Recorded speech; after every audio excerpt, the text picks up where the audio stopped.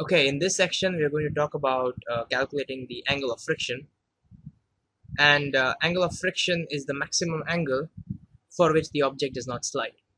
So consider an object which is resting on a plane, and suppose I, uh, make an incline. So you know that initially the object does not slide because friction is able to hold it off, but we know that at some point it does. So let's say I consider a particular angle. Let's say at this angle the object is just about to slide down. I'll call this angle as alpha. And so this angle now becomes the angle of friction, or some people like to call this angle of repose.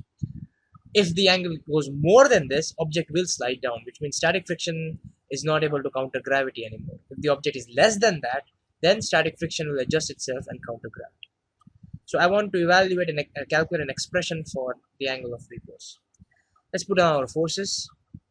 There is gravity, mg, acting downwards, and there are normal forces.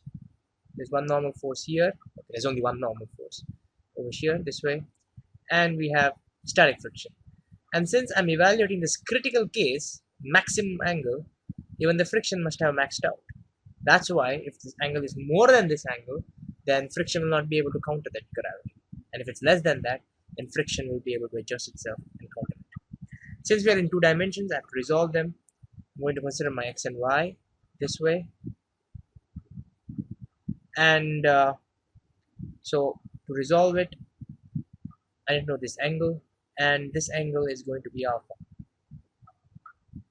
It's a matter of geometry, convince yourself of that. And so now we have two components, and we all know that the component along alpha is going to be mg cos alpha, and the one which is opposite to alpha is mg sin alpha. Now we can evaluate, and we can build up expressions in x direction and y direction. Let's look at y first. So along y direction, I have two forces. Let's get rid of that mg first, because we already have the resolved forces. So to keep things simple, I'll just make that mg disappear, because we already know the components of it. Okay, so in the y direction, I have the upward normal force, and I have downward g cos alpha. Since there is no acceleration, upward force must be equal to downward force, and so n must be equal to mg cos alpha. If I go in the x direction, similar case, since we are looking at that critical angle, mg sin alpha must be equal to fs max. So we have no acceleration there as well. Equals fs max, and static friction is nothing but the coefficient of static friction mu s times times the normal force. And I can substitute for normal force from this equation. So if I call this equation as 1, substituting in from 1, I get mg sine alpha equals mu s into mg cos alpha. And notice that I lose my g and I lose my m. And I can bring that over there.